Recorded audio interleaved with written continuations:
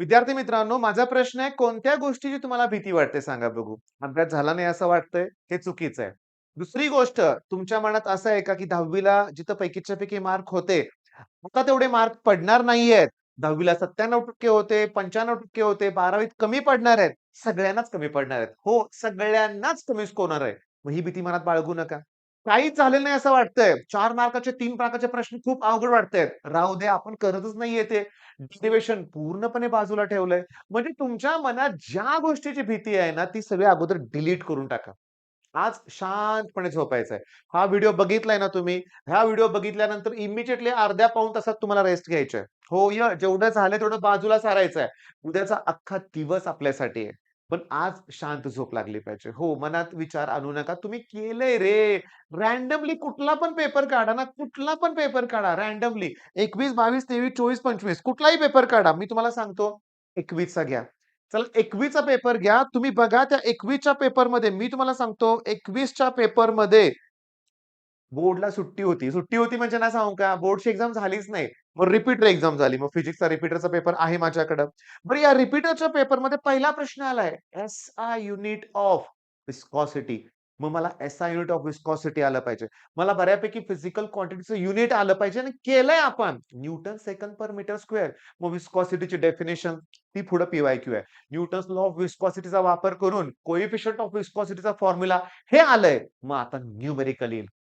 तर न्यूमेरिकल येईल लक्षात घ्या. मग फार अवघड नाहीये. मी न्यूटन्स लॉ ऑफ विस्कॉसिटी केलंय. मग त्याच्यावर बेस्ट न्यूमेरिकल केलं पाहिजे. असा अभ्यास उद्या करायचा लक्षात घ्या. मी तुम्हाला सांगतो मी आहे. मी देणार आहे स्ट्रॅटेजी तुम्हाला सगळं. दुपारनंतर प्रॉपर रिव्हिजन करून घेणार आहे मी सांगतो.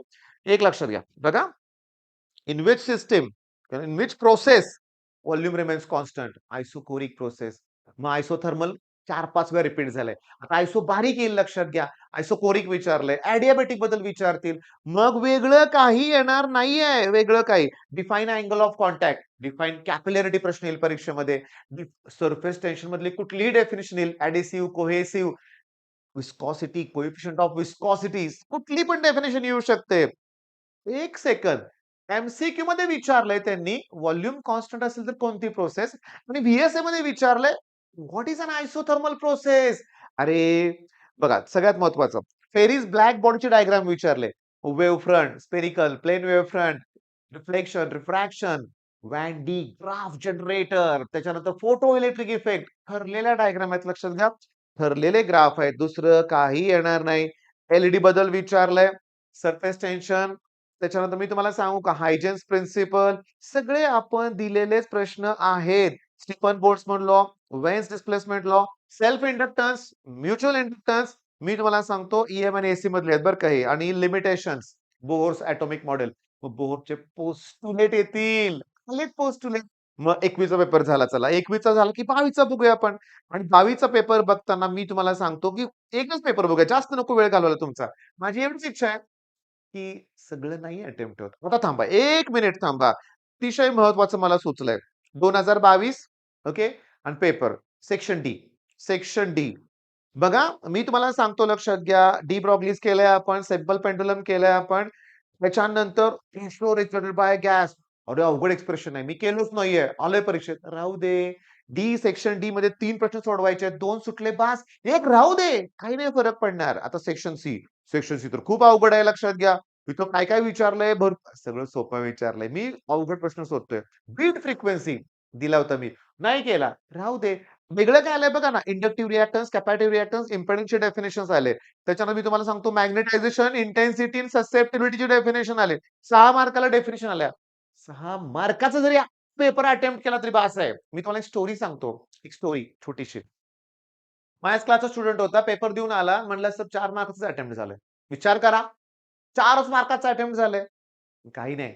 आम्ही स्वीकारलं ते आणि केमिस्ट्री आणि मॅथ्सवर जोर दिला आणि त्यात 70-80, 70-80 मार्क पडले. ओके. पण त्यांनी एक्सेप्ट केलं की चूक झाली म्हणून. तुम्हाला अजून वेळ आहे. तुम्ही माझं ऐकलं पाहिजे लक्षात घ्या. डेफिनेशन्स केल्या पाहिजेत. डिस्टिंग्विशच केलं पाहिजेत लक्षात घ्या. डायग्राम लॉच केले पाहिजेत आणि 20-30 मार्काचा पेपर अटेम्प्ट झाला तरी सफिशियंट आहे विथआऊट न्यूमेरिकल. आणि न्यूमेरिकल अगोदर केले असेल तर करा. मी तुम्हाला उद्या जे देणार आहेत ना क्वेश्चन सकाळी 11-12 वाजेपर्यंत आपण काय करूया माहितीये का? सकाळी 11-12 वाजेपर्यंत आपण उरलेले टॉपिक फिनिश करूया आपण. ओके. म्हणजे मी तुम्हाला आयएमपी देऊन टाकतो. तेवढेच प्रश्न करा. ओके. मला माहिती आहे रे, तुम्ही माझ्यासाठी थांबलेलं नाहीये. तुम्ही अगोदर केलंय. माझा व्हिडिओ एक 10 मिनिटाचा असतो लक्षात घ्या. मला जास्त वेळ तुमचा घ्यायचा नाहीये. तुम्हाला अभ्यासाला लावायचंय आणि एक रिक्वेस्ट करतोय बरं का. उद्या तरी आज लाईव्ह ठीक आहे आजपर्यंत. उद्या लाईव्ह लेक्चरच्या भानगडीत पडू नका. प्लीज 8-8 तासाची लाईव्ह उद्या अटेंड करू नका बाळांनो. तुम्हाला हात जोडून रिक्वेस्ट आहे. सेल्फ स्टडी करा. ओके. माझे लेक्चर्स पण मी शॉर्ट असतात लक्षात घ्या. ते बघून पटकन अभ्यासाला सुरुवात करायची आहे तुम्हाला. मग उद्याचं सगळं शेड्यूल देणार आहे मी आणि दुपारनंतर मी रिव्हिजन स्ट्रॅटेजी देणार आहे. ती मात्र ॲट एनी कॉस्ट फॉलो करायची आहे. मग आता काय करणार? इमिडिएटली जेवलाय ना तुम्ही, छान जेवण केलं असेल तर जेवण करा. ओके. जेवल्यानंतर एक अर्धा पाऊण तास नंतर रेस्ट घ्या. सकाळी काय 4:00ला पण उठू नका. पूर्ण झोप घ्या. पूर्ण आज आणि उद्या पूर्ण झोप घेणं गरजेचं आहे. आपलं फायनल टार्गेट केमिस्ट्री लक्षात आहे ना? All the best.